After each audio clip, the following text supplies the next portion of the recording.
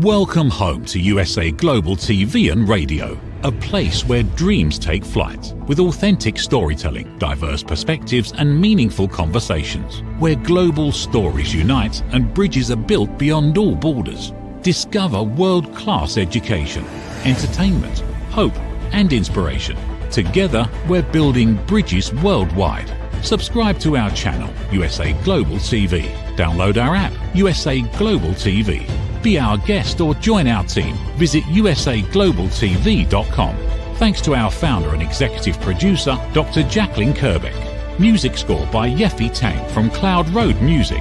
Voiceover artist Mike Porter. Creative direction by Paul Garcia. USA Global TV and Radio. Your home for global connection. All rights reserved. This video and its contents are the exclusive property of USA Global TV and Radio. Unauthorized use, duplication or redistribution in any form is strictly prohibited.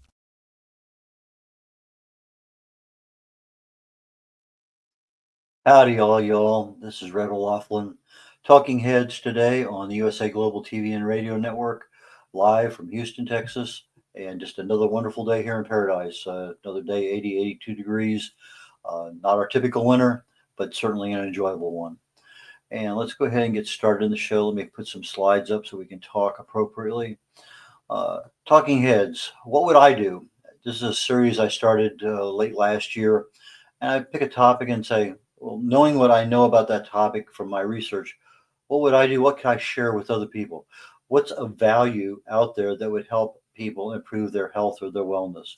So today, we're streaming live on Amazon Fire, Zizzle TV, E360 TV, YouTube, Android TV, Apple TV. I have simulcast going on my two Facebook channels, and there's a whole lot more, plus the fact that we have some follow-up podcasts and stuff. Anyway, my programs are for awareness and education. That's what they're primarily set up for.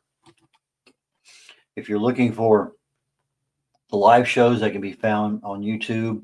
They can be found as far as the archive shows for Talking Heads, also for my corner bookstore and the Wise One shows. Just go ahead and change out Talking Heads to the other two. As I said, simulcast for my author stream. And I'm also having all of my TV shows available on my website. If and when that ever decides to be published, each time I talk with them, there's just one more little thing. It's amazing how long it's taken just to get one little thing fixed, and then we discover another. You don't need to go down that road today. I'm a researcher. I've never been in the medical field, never been in the pharmaceutical field, but I fell in love with chemistry very early in my life. I got my first degree in it, immediately got an invitation to Vietnam, never got a chance to practice it. Have a total of 5 academic degrees, all in different fields, 7 professional certifications, mostly in different fields.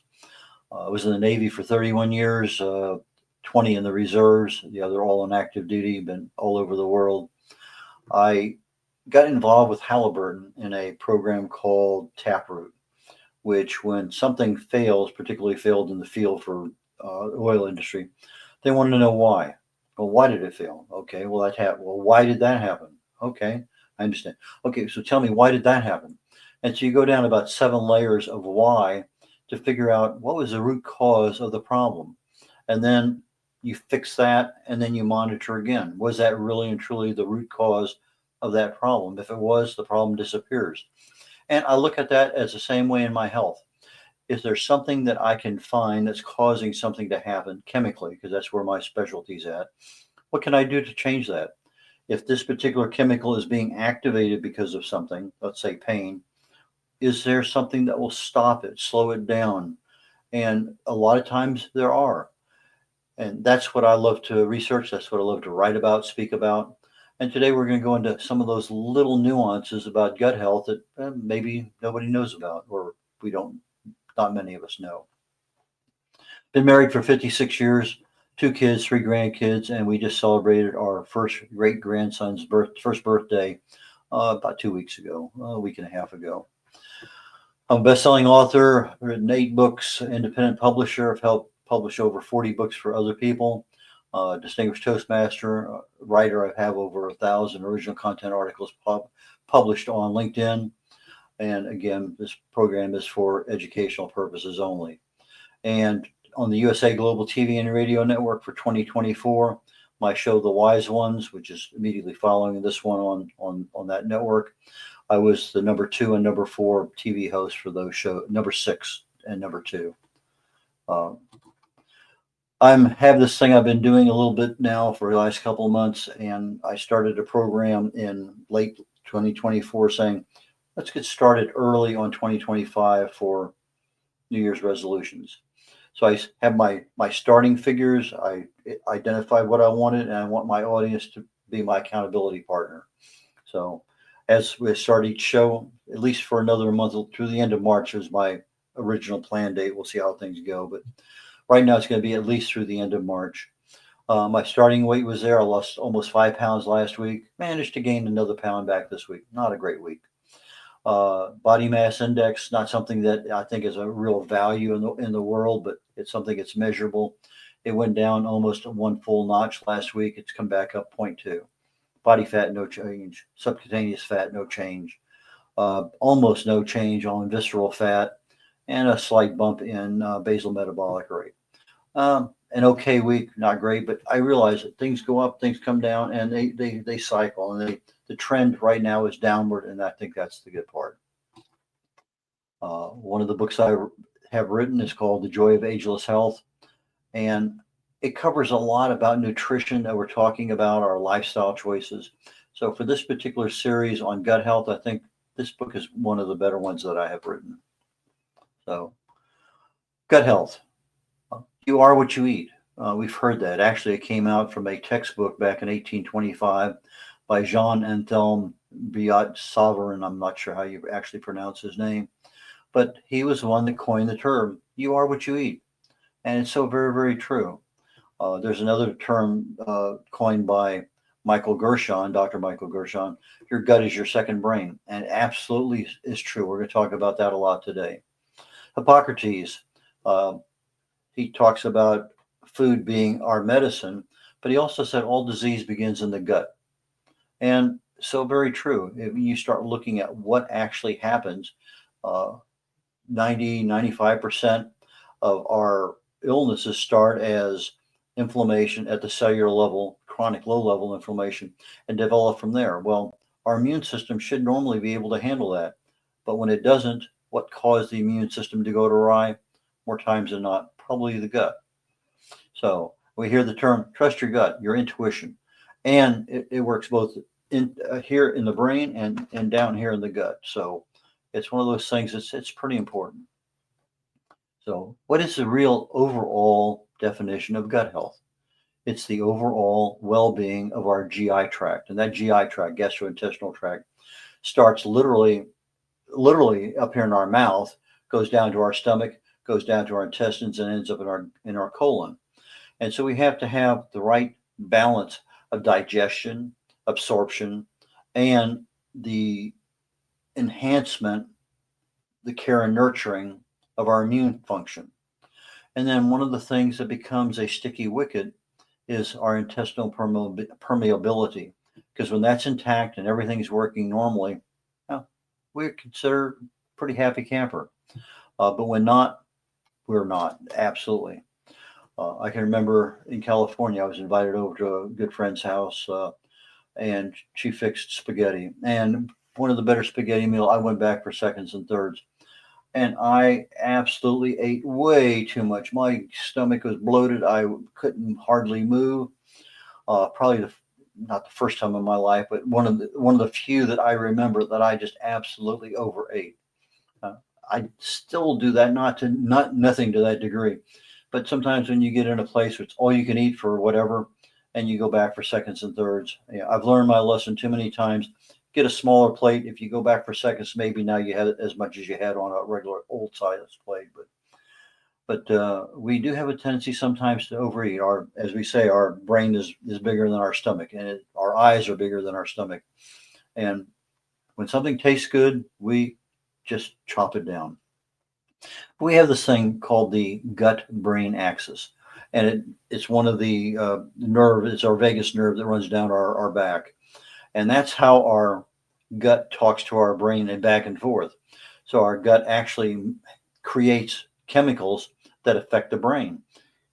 But the brain also creates chemicals that affect our gut function. So we have a two-way exchange of communication going on. And in reality, we get feelings in both areas from the same thing. I can get a feeling of hunger pains. I can actually feel it in my gut. And if things are not, I don't feel right, this is not the best position to be in. Sometimes I get a little bit of that anxiety, but it's coming first from the gut before it gets to our brain. So the gut health is really something that's critical. Uh, if I want to have a good gut brain connection, I need to have my gut operating pretty well. And you're going to hear this more than once today because our lifestyle choices and what we do affect our gut probably more so than just about anything else. And it's not insidious because it makes sense, but it happens all the time. If I don't have fiber in my gut to nourish that microbiome that's down there, and I'm talking about both the soluble and insoluble fiber that typically comes from choosing the right foods to eat, then I'm going to have a problem. I'm not going to have that right balance of everything I need.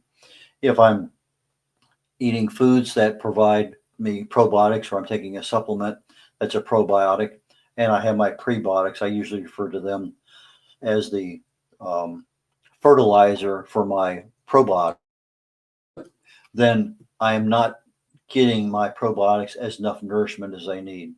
So I need my prebiotics and my probiotics, and I need to avoid antibiotics.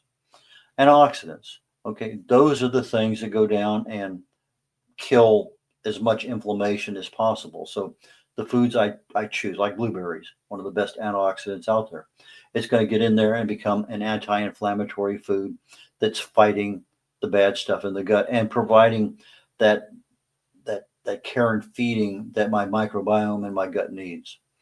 Now we have our nervous system, and one part of it's called the enteric nervous system, ENS, and it's got 500 million neurons. And these neurons, the same neurons that are in the brain, are in your gut, and that's one of the reasons we call our gut our second brain. But there's so many things being created chemically that are similar as far as your hormones that it's more than just the neurons that are there. It's the hormones and all the rest of the whole package. So, yeah, we do have a second brain.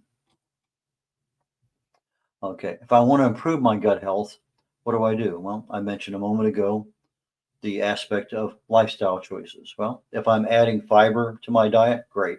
Fermented foods, or that's a probiotic. Stress management. Well, if I'm not managing my stress, I'm creating hormones that are going to upset my digestion. It's going to upset the microbiome balance in my gut. It's going to create a problem. So stress management is critical. It's a lifestyle choice. My diet, choosing the right foods. Sleep. Again, good quality sleep. Your body has to repair itself. That's when the sleep allows our body that chance to do it. Uh, Probiotics, talked about those. Avoiding antibiotics, talked about that. Hydration. Our bodies require a certain level of hydration. Too little, it's hurtful. Too much, a major problem. So we have to have that right electrolyte balance and be hydrated. Now, I put down exercise, and we're going to talk about this a little bit later on. But exercise is super critical, really and truly is, for gut health. And it doesn't matter whether the exercise is lifting weights or running or walking or swimming, but some level of exercise, preferably outdoors, fresh air, sunshine, but some level of exercise on a regular basis, weekly basis, is needed to keep your gut health near optimum. Our diet should be avoiding certain kinds of processed foods, and you're going to hear the term ultra processed is when things are just really a mismatch of everything that you don't need in your body. Eating slowly. If we wolf down everything, I'm going to mention the guy's name, Horace Fletcher. A little over 100 years ago, he was popular. And he talked about eating slowly. Fletcherizing was a term they were using, basically chewing your food about 30, 40 times before you swallow it. Choosing healthy fats, and many more things. Again, we're looking at how can we improve our gut health. Well, when we do that, we're improving our overall health, our overall body, everything. Dark chocolate is a great diet option to have. It creates stem cells. It helps the microbiome in the body. Eating or not eating, in this case, fasting, allows our body to have some level of rest. And all of our organs need rest, our liver, everything. But our stomach, our gallbladder, our intestines, all of those need rest in order to repair itself. So when you're sleeping, that's the repair time. If you're not constantly eating something 6 meals a day, you're not allowing some of the other functions of your body to operate properly. If I wanted to reset my gut health, what do I do? Well, probably the most ideal would be to go on an extended fast, 3 to 5 days. That resets so many things. There's a process in the body called autophagy. And autophagy basically allows the body to go in cell by cell, clean it out, recycle everything, and basically give you brand new cells, rebuilds the immune system, does all sorts of things that are absolutely amazing as far as our health goes. But most of us have never heard the term autophagy. But we can accomplish a little bit of that resetting by just looking at that 16, 24 hour, in other words, intermittent fast. But a full reset on an intermittent fast is probably going to take a month or longer. We can stop smoking, exercise. Again, exercise is a natural stress management option. But when you look at athletes and they test their microbiome and they start exercising, they're doing this and that, and all of a sudden that whole microbiome changes. It really becomes a major support function for the body. Insulin resistance is under control. Our metabolisms are operating ideally. Just a lot of things that are happening that should be happening properly. So when I stop exercising, they notice that everything goes back to pre-exercise levels. So that exercise really does help things, but it's a thing that has to be maintained. 1976 was the break point in the United States where obesity really gained an anchor. And everything has been a problem since then because of the food industry. We start processing foods differently. We add extra chemicals for this to make it taste better, look better, last longer on the shelf. Lots of things were added, and it's called ultra processed food. Now we have processed food because if it's in a package of some sort, it's processed to some level. That processing destroys a lot of the nutrition, but it makes it look pretty, makes it taste good.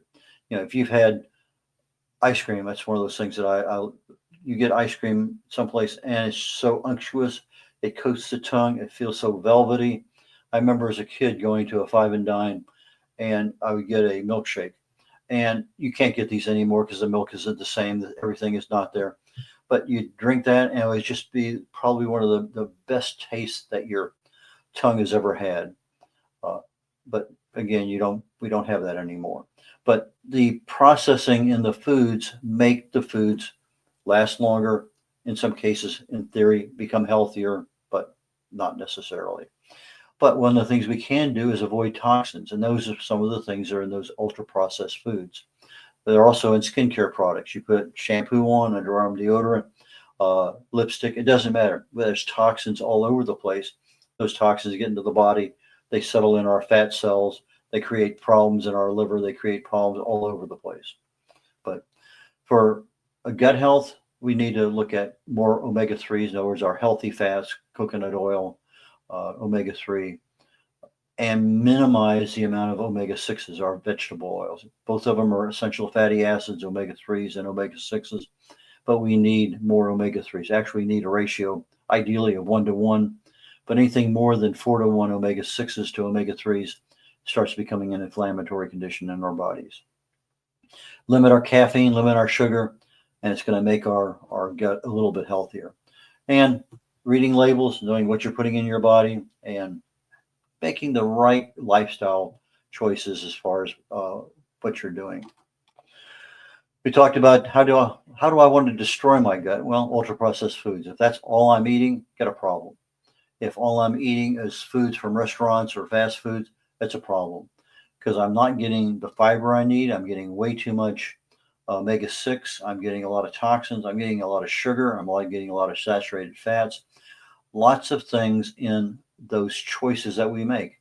And if we come home late at night, we don't exercise, we don't manage our stress, we don't get good sleep, we OD a little bit on alcohol, lots of things affect our gut.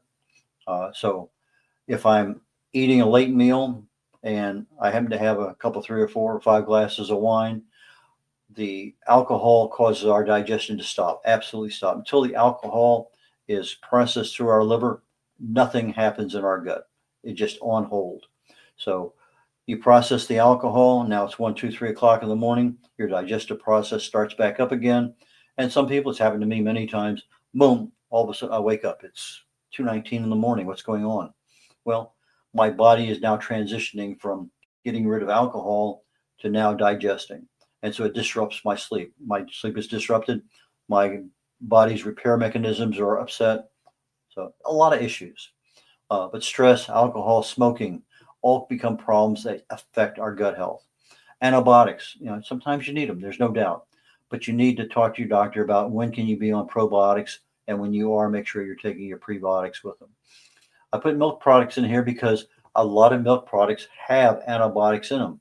Read the labels on. Usually, it's on the front. It says no antibiotics, no human growth, no hormone. Read the labels because it's very, very important. So on the milk products, there may be some things there that you can buy another product and be much better off. Another gut health destroyer, travel. I've been to 61 countries, been all over the place, back and forth, time zone changes. I used to uh, be stationed in California, and I'd fly out to Bahrain for 2, 3, 4 days, turn around, come back, and fly out a week later to Korea, back and forth. I was fortunate one time to leave California, go to Virginia for 2 days for a conference, fly to Bahrain for 4 days for an exercise to start. I get there 2 days ahead of time. I got 2 or 3 units of mine that are working there, get them started on the right foot. And then because of the exercise schedule, I then flew to Korea. Again, I had 2 or 3 units reporting there, get them going 2 days ahead of time, 2 days after the exercise start. I fix whatever I can, and then I get out of Dodge so that they can do their job. And I flew back to California. So my only one way around the trip, California to California, in about 10 days. It was an interesting time, but circadian rhythms, oh, absolutely. Time zone changes, my goodness, you can't believe how much that does to you. But it changes our microbiome because of the time zone, the foods, the stress, just so many things there. And if we're traveling a lot inside the aircraft and we're landing and it's after dark and we're sleeping during the daytime, the sunlight has a major impact on our gut health. And we get that uh, IR that gets into our brains, goes down our spinal column, gets into our cells. And we talked about this a while back with regard to melatonin. It's producing 95% of the melatonin, but that melatonin is going to our cells. And that's a different aspect of melatonin that comes out of our circadian rhythm. Because if I'm looking at my normal melatonin that's produced by me closing my eyes and going to sleep at night, I'm no longer in sunlight. That's produced in the pineal gland in the brain, and that's what gets into the rest of our body. But it's about 5%. So it's not a whole lot, but it has a major factor in that circadian rhythm because we get that out of cycle and things we don't want to have happen, or we end up losing a couple days trying to get back to normal. But we see a lot of problems with our gut in bloating and heartburn, constipation, and other issues. Just we don't feel right. We don't feel right here. We don't feel right down in our gut. Uh, I usually look at my mouth as the beginning part of my stomach. If I'm eating something, the saliva is really the first part of our digestive system. And if I just chomp down something and swallow it, well, I have big chunks in my stomach that the stomach has to do something with. But as Horace Fletcher used to say, Fletcherize, chew it 30 times. And what you end up having, literally, you've chewed your food down to the consistency of baby food. It gets into the stomach and it's ready to go. The stomach doesn't have to churn back and forth to take these big clumps of food and make them small enough in order to be processed digestively in the appropriate manner. Now, I have certain level of stomach acid as I get older, it gets weaker. But if I sit there and I guzzle water as I'm eating or any other liquid, it doesn't matter, wine, beer, uh, tea. If I'm diluting my stomach acid as I'm eating. Now, my stomach acid doesn't have the potency to do everything stomach acid is supposed to do. And I start having problems. But that stomach acid, when everything is working normally, kills any bacteria that's coming in with the food, starts the enzymes processing for all the rest of the factors that are supposed to going on. So when we look at our stomach health, the lifestyle factors of everything we've talked about for the last couple of years, everything boils down to lifestyle. Our foods we choose, stress management, exercise, sleep, all of these things become a factor, and especially with our gut health. So if I hydrate 30 minutes before, I drink a glass of water, I have my food, and then afterwards, then I have another glass of water. That allows my stomach acid adequate amount of time to reach optimal levels and to digest the food properly before it starts going through our duodenum into our intestines. If I overconsume, and again, I'm not talking about just that one glass of wine, but if I'm talking about overconsuming on alcohol, then my gut health becomes an issue. Ulcers, acid reflux, gastritis, the lining of the stomach, heartburn. A lot of the issues happen because of an overabundance of something that shouldn't be there, alcohol. Okay. Our gut lining, major portion of our health, and this is what that microbiome does, is it gives us the best ideal situation to take the food from our stomach, extract out the nutrients that our body needs, pass it through the gut lining. There is a protein called zonulin that opens up tiny little holes in our gut lining to let the nutrients pass through, but not all the rest of the stuff that's in our gut. And so it goes through, passes through the immune system. About 80% of our gut contains our immune system. So it passes through, gets through the immune system, and whatever gets through the immune system passes into our bloodstream and into our bodies. So our gut lining influences our body health, because if our gut lining is allowing things to impact our immune system, now we have a problem, because the stuff is not, our nutrients aren't getting there, and we may actually be creating more problems. I'll talk about just in a moment with regard to the rest of our body. But if I'm overindulging in alcohol, that has a tendency to create a problem with the gut lining.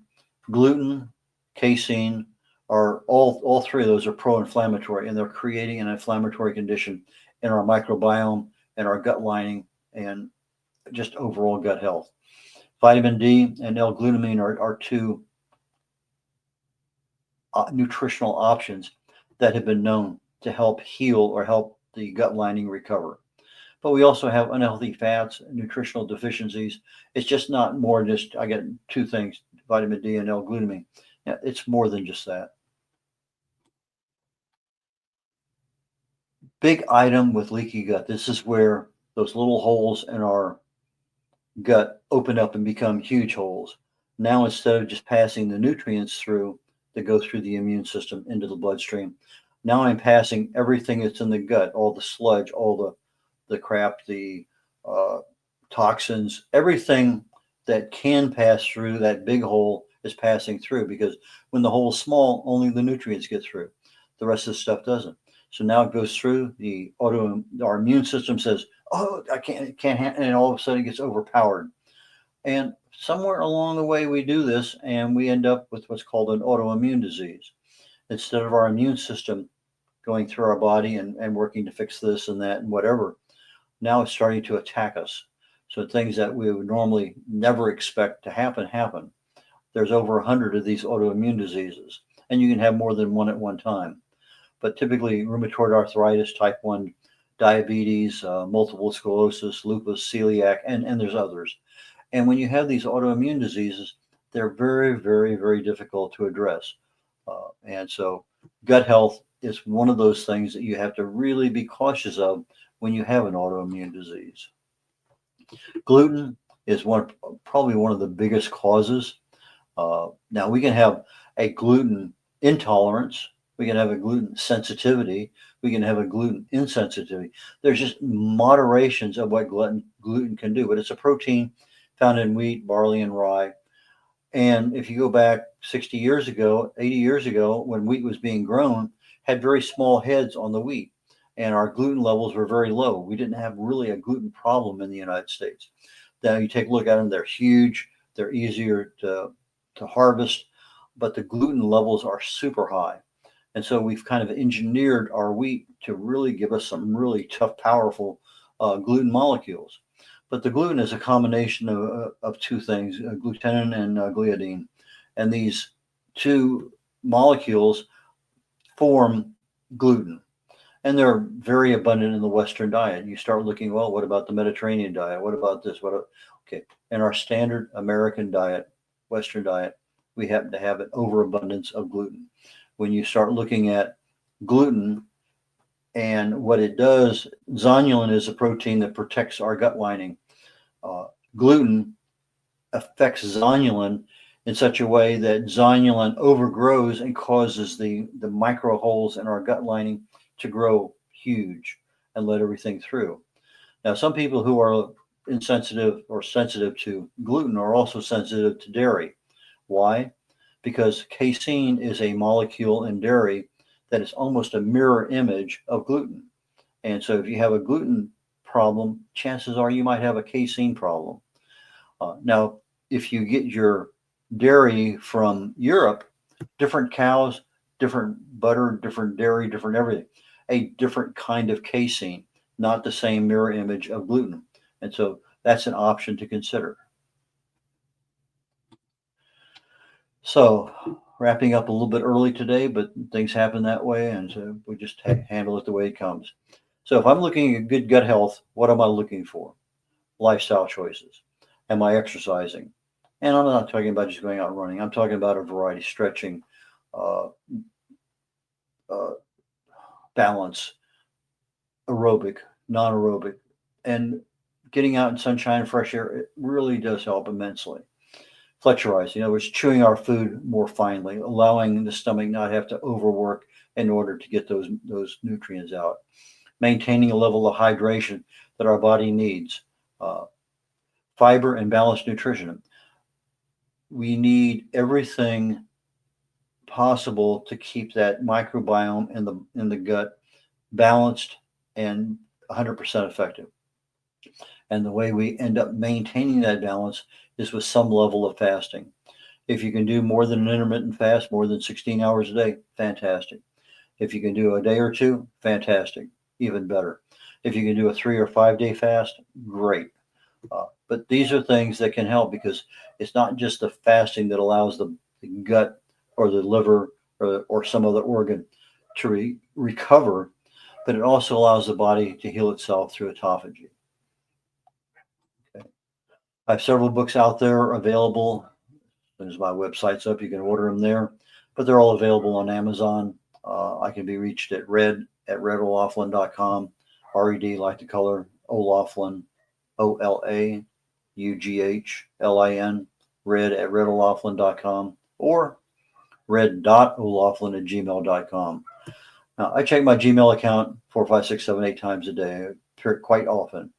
I don't check my Red O'Laughlin account maybe once in the morning, once in the evening. Just don't get as much mail there. But my website, redolaflin.com. Hopefully, I've been telling people now this for over a month. It's supposed to be released, I think, 4 Fridays ago. It's still in that. Maybe it'll be available tomorrow. I can't promise anymore because I don't know. But it's a whole lot better than the old. The old site's still available. You can find me on there, and the stuff is on there. But I'm having a new website that's created concurrently with that that'll be out very, very shortly. But I have several books, No Matter What You Can Do. It talks about our subconscious mind and how we talk to it. The Joy of Ageless Health talks about those things that cause disease in our body, stress and toxins and radiation, inflammation, infection, diet, and even expectations. Longevity Secrets for Healthy Aging. I cover two specific aspects of healthy aging. What causes aging in the body and what can we do about it? There's another dozen, and I'm probably more than likely going to try to update that book later this year, but I talk about those. Alzheimer's is a compilation of over 40 articles I've written about what causes Alzheimer's and what can you do about it. Lots and lots of things out there are involved. I have another book, The Essential, can't even read it now. Anyway, basically, I call it How to Write and Publish a Book for Free. And so that tells you in there, if you want to write a book, here's how you can do it. You want to publish it for free, here's how you can do it. And then my latest book out, not even a month old, is Failure is Not an Option. And I base a lot of that on the U.S. space program and the things they went through. So that being said, I'm concluding my show today and look forward to seeing all you all next week on Talking Heads. So with that, take care. Bye now. Ever dreamed of hosting your own TV show, sharing your story with a global audience? Now's your chance to shine. At USA Global TV and Radio, we make it easy for you to create, host, and broadcast your very own TV show. Whether you're a storyteller, entrepreneur, or industry expert, we help you bring your vision to life. With our exclusive interview, live streaming, and podcasting training, you'll gain the skills and confidence to captivate your audience. Our global platform ensures your voice is heard worldwide. Join our community of creators who are already making an impact, one show at a time. Step into the spotlight. Host your own TV show on USA Global TV and Radio. Book your discovery call today at usaglobaltv.com. Copyright 2025 USA Global TV and Radio. All rights reserved. Terms and conditions apply. To learn more, visit usaglobaltv.com. Thank you, viewers and listeners of USA Global TV and Radio, for joining us today. We're honoured to have your time and attention as part of our global community. At USA Global TV and Radio, we believe in the power of authentic conversations, meaningful connections, and creating a world of possibilities together. Want to be part of something bigger? Join our team of elevated listeners at usaglobaltv.com, a space where your voice matters and your ability to listen transforms relationships. Stay connected with us across all our platforms for thought-provoking discussions, expert insights, and empowering stories. Subscribe to our channels at youtube.com/c/USA-Global-TV. Follow us on social media and explore the endless opportunities we're creating for growth, learning, and inspiration.